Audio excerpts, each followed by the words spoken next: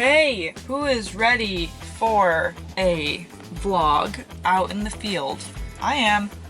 Hi friends, I'm out about in town. How exciting. How exciting and fun is that? I just got some blood work done, which is a fun story. Long story short is, you know, when you take birth control pill as a woman, fucks you up, fucks you and your hormones up, and then it takes years, at least in my case, to recover. So anyway, that's why I got blood work done today, because I need to figure out my goddamn hormones. I also wanted to do a vlog out here in the field, in the field, and talk about this realization that I had last night about desire and how it causes suffering. Basically, whether or not it actually causes suffering, because I had this realization about our relationship to desire. So I'm gonna tell you that. But first, I'm gonna get out of this parking spot because people are waiting for it. There's this amazing lesson in Buddhism. It's actually a pretty central part of it. Essentially, that desire is a root of suffering. When we want something and can't get it for whatever reason, it causes us to suffer. Straightforward enough. And I always was a bit, you know, slightly perplexed. It makes sense, you know, desire means that your current state of life is not satisfactory to you, and therefore you suffer because you want something other than what you have now. But what I realized is that it's not actually desire that is the problem. It's the fact that we have these visions in our minds that stay as just visions. So desire is only a desire when it's a thing that you want that you haven't acted on. But if you have a desire and you simply start doing it, start going toward it, start being the thing, then suddenly it's just a thing that you're doing or being. It's not the cause of suffering. You have to just eliminate the space between you and that desire. Now, that obviously sounds very simple and very easy to do, but I honestly think that we overcomplicate a lot of things in life, and that the root of many people's suffering is the fact that they have goals and dreams and desires that they're too afraid to even take action on, to even like go on the first step. So I was reflecting on my own journey and just realizing that a profound piece of my own, you know, sense of freedom and the life I've begun to create for myself is that when I want something, when I have an idea, whether it's a tiny little, you know, oh my god, look at this duck, sorry. Look at this freaking, look at that guy. That is hilarious. When I have a little idea, a creative idea, whether it's something small day to day or something big, I basically just do it. I just start doing it. And I made that shift really in the past year. I wanted to quit my job. I wanted to be on my own, and I wasn't sure about the details, but I just knew that I really wanted to do it and that was a desire I had. So I started to act on it, and here I am working for myself, figuring it out. That's the great Buddhist idea, even in Zen as well, is that it's our attachment to things that causes us to suffer. These things inherently are not good or bad. It's all about a relationship to it and the attachment we have.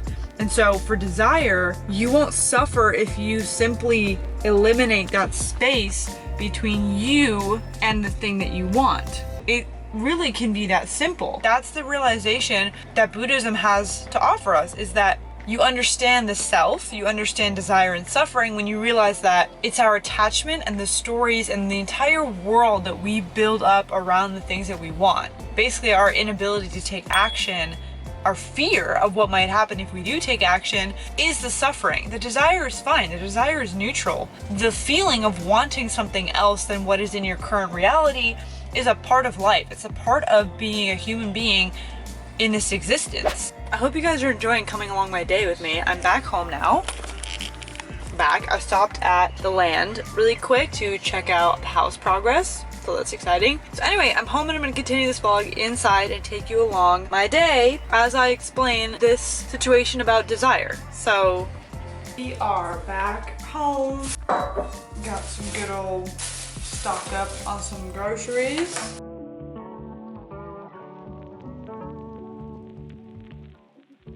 Oh, and Powerball? Powerball. We're gonna win $1 billion. Manifest it. Wow! Oh my god, I just did Reiki. Guys, if you haven't done Reiki, you're missing out because this shit is wild. Basically, I did a Reiki space healing because this house was just feeling like there was a lot of energy that needed to leave. It connects to this whole desire story,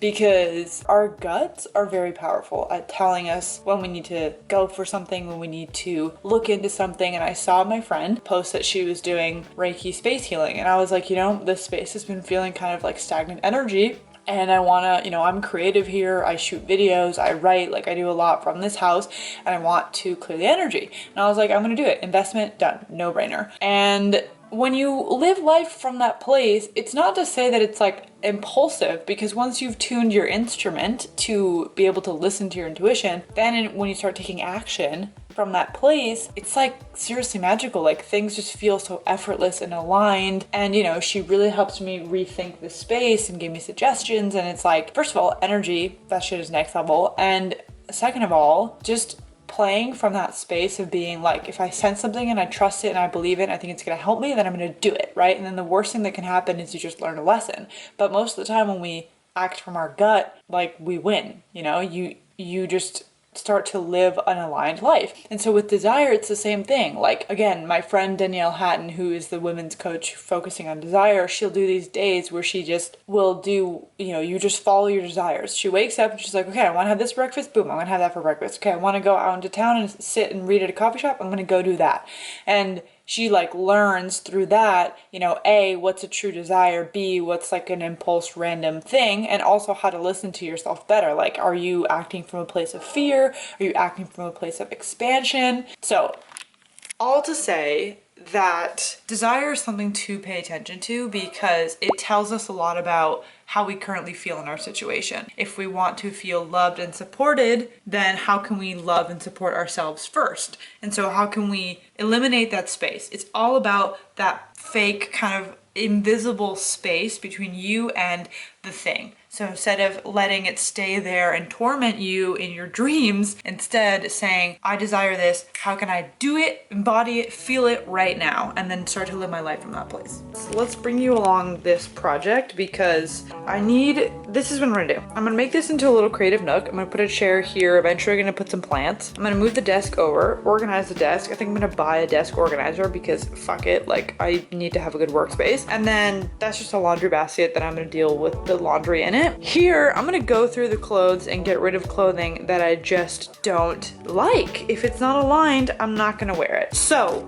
let's go, adventure time. We're gonna redo this goddamn room and it's gonna be so great at the end.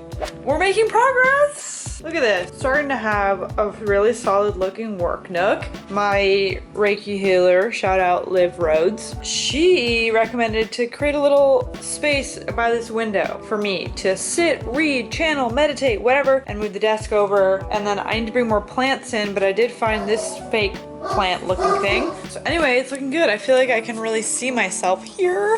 How do I look? How do I look in my corner? I have my stones, my crystals. This is citrine. This is just like the OG manifesting stone. This is, I forget what it's called, but it's to balance feminine and masculine.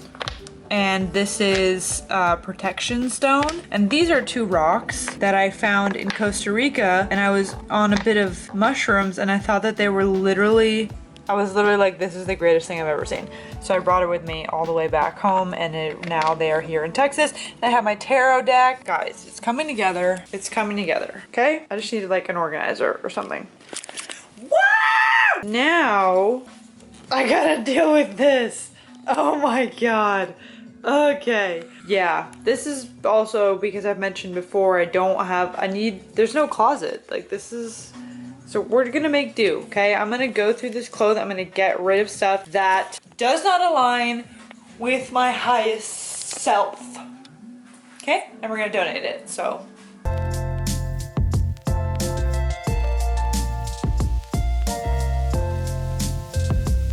Corner is looking a lot better. Improvement, I would say. And I'm pretty excited about this workspace in the works, you know. That's my food that I just ate. But this corner is nice and has a lot of potential. So I think tomorrow I'm gonna try to go in town again and buy some plants and some desk organizational things.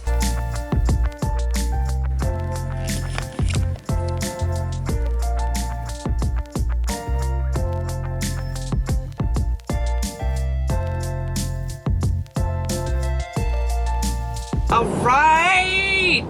Good morning, friends. We are on our way to the garden center at Home Depot to get plants for the bedroom and for the house. I'm so excited. Also, this morning, had another realization about this whole desire chat that we've been having throughout this vlog. And I realized, because I think I've talked about this on my Instagram, that I'm like not the best morning person. Like, it's kind of hard for me to get out of bed in the morning, even if I sleep a lot of hours. And turns out it's actually a genetic thing. You can look up your chronotype, which is actually really interesting and very helpful to understand how you work best. Like your energy, your sleep, your cycles, all that kind of stuff. Turns out I'm the bear chronotype, and apparently these bears have a hard time getting out of bed. And if you snooze, you can end up sleeping for like 3 more hours, which is literally the story of my fucking life. So anyway, this morning, every morning, you know, when I want to get up early, keyword want, right, desire,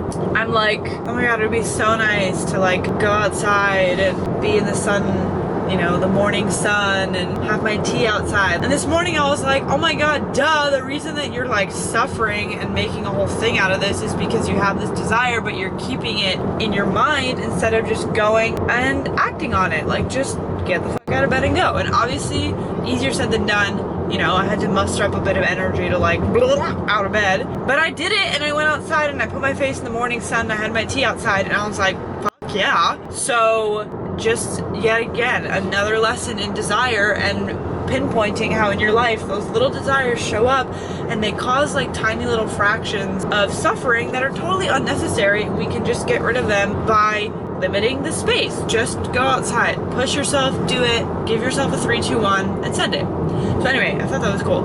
And now in this continuous desire achieving video, we're going to Home Depot to get a bunch of plants because my Reiki healer yesterday said that it would really help my space feel better, which is like, duh. So we're gonna do it. It's gonna help me feel creative, and I'm excited about it. It's gonna look so nice. Stay tuned. We're gonna go pick out some plants. We've arrived at Home Depot, baby. Not gonna lie, like, everyone here has a truck, and I like feel underdressed, but like when it comes to a car. Also, I'm gonna be bringing my camera inside, and I don't think there's very many vloggers down in Brownsville, so this is gonna be fun. This is gonna be fun, but truly I feel underdressed. Like, I should be here with a truck. Okay, we're gonna fill this trunk with so many plants. Let's do it.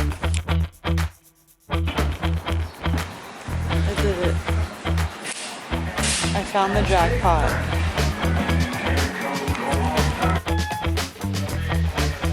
This is our first guy.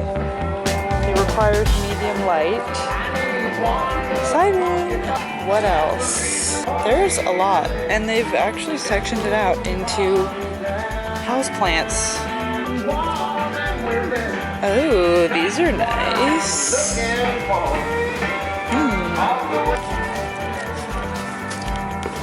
Plant number 2. Oh my god, amazing. Milan won the Pothos. So this one. Pothos. Check. This guy is really cute. Snake plant. I feel like these would be good for the windowsill. You know, some little babies for the windowsill. Now this is where it gets fun. Pots.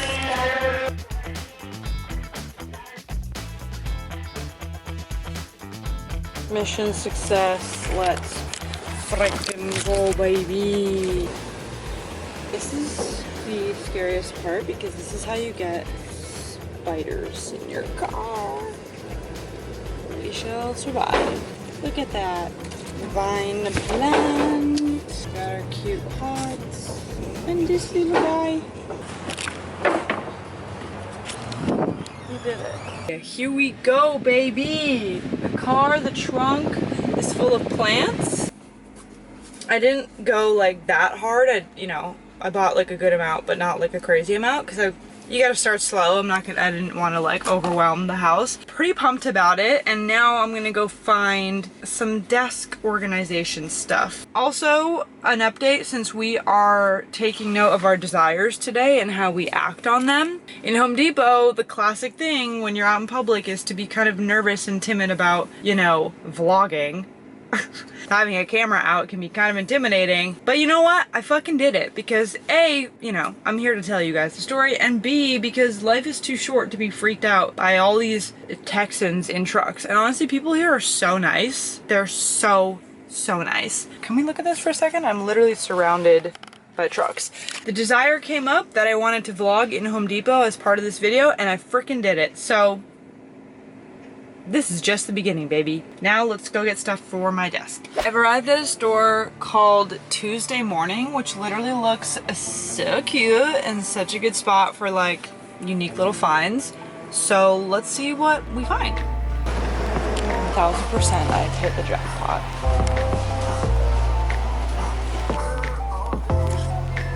$4 pen holder. Duh. Okay, I'm not sure that this store actually has like office stuff for my desk. I mean, I'm using some bathroom supplies. Those will be fine. But I might have to go to another store.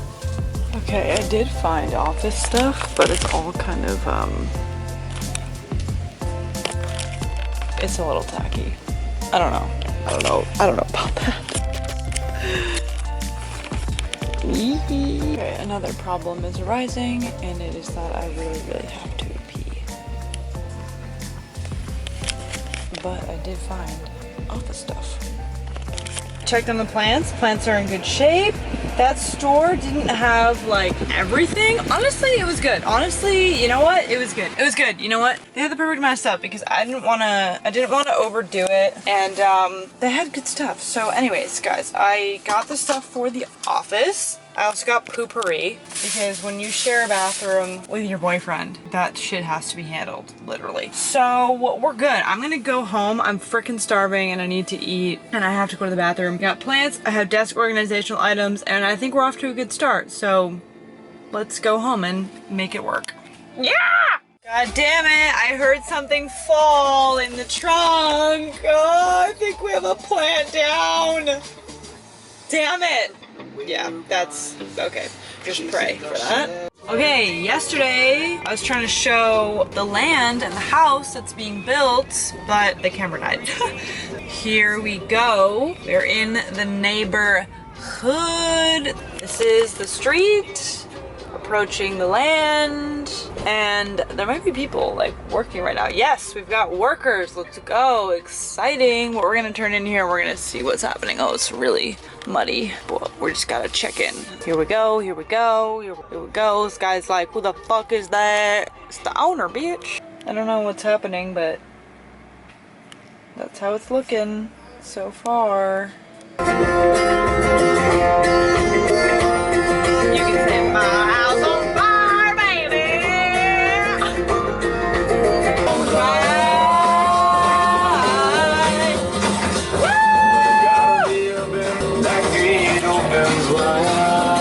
And I will sing it along.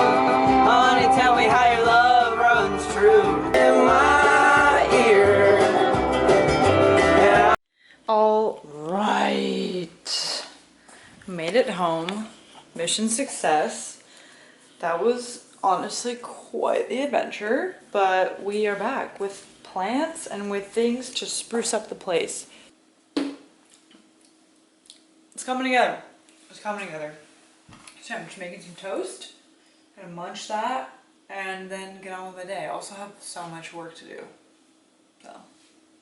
Time to arrange the desk. Time to arrange the desk. It's time to arrange the desk. There are a lot of noises outside. Chase us.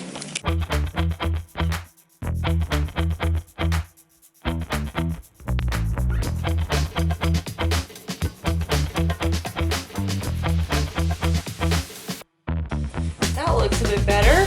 I'm definitely hyped about this freaking delicious smelling candle. Oh my god, that's good. And it's plant-based wax. I don't know what that means, but it sounded good, so I fell for it. I have a lot of promise, okay? Once I repot my plants and put them on the windowsill, I'm gonna put another live plant on the desk. It's gonna be nice, okay? It's gonna be nice. And I would just like to take a second to recognize like the realness of it. Like so many people do these like home office makeovers and they buy all this ridiculous shit, which I'll probably do one day. But for the most part, it's like kind of unattainable, and it's like, can I just have like just a normal office? So this is my normal office, no frills. Like, deal with it. I feel like this is what most people have to work with. So until I have my dream office, let's appreciate this. Can we?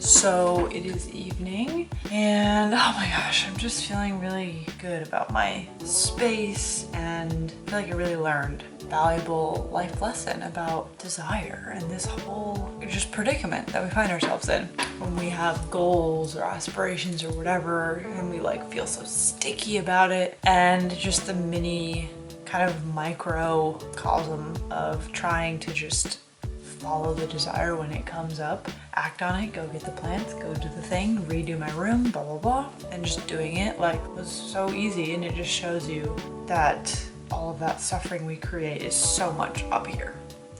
So anyway, hope you guys enjoyed this video. Don't forget to like, subscribe, and do all the things. I'll be back next week with more wisdom, and I'm so grateful.